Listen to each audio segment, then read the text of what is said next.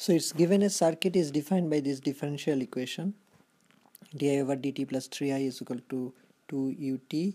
Ut is a step function, so this is t here and this one is t0, so of course ut is 0 when t is less than 0 and ut is 1 when t is greater than 0, so unit step function.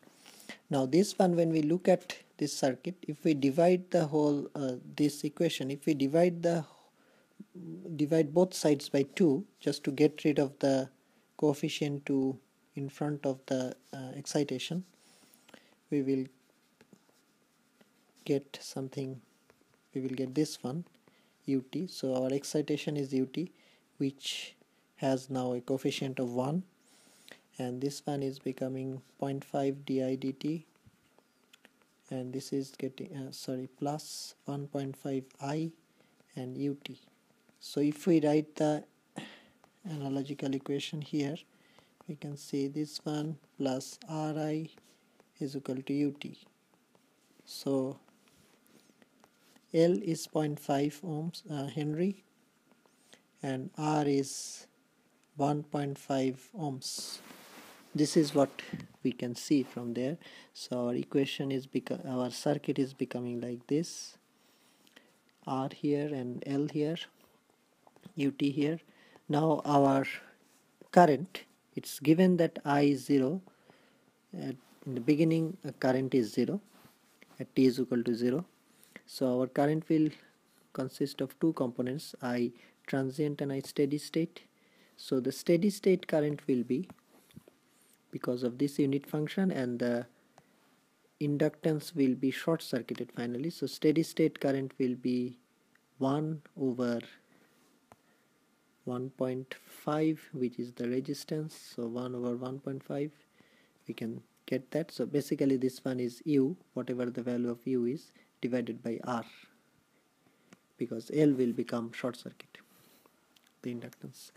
And the transient component will have a decaying exponential, of always a decaying one. So this one will be t over tau, and of course tau will be L over R, which is 0.5 over 1.5, and that one is 1/3 or 0.33, whatever. And then this one is here 1 over 1.5. So we need the, at t is equal to 0, I is equal to 0. So our total current will be 0 here. This is the coefficient e to the power 0, because t is equal to 0, plus here 1 over 1.5. So A is becoming this one. So our total current is now minus 1 over 1.5 e to the power minus t over 0.33, or whatever, we can write it like 3t because it's getting inverse, so maybe that looks better, 3t. And then this one is plus 1 over 1.5, so the expression is becoming like that. So when t is equal to 0, this part is becoming e to the power 0 is 1, so 1 minus 1 is 0, so the whole I is becoming 0 at t is equal to 0, and when t is equal to infinity, this part e to the power minus 3t at t is equal to infinity is becoming 0. So the total current, the I, is becoming just 1 over 1.5 amps. So this is how you can do that. It's probably similar, just the excitation is given in a different manner.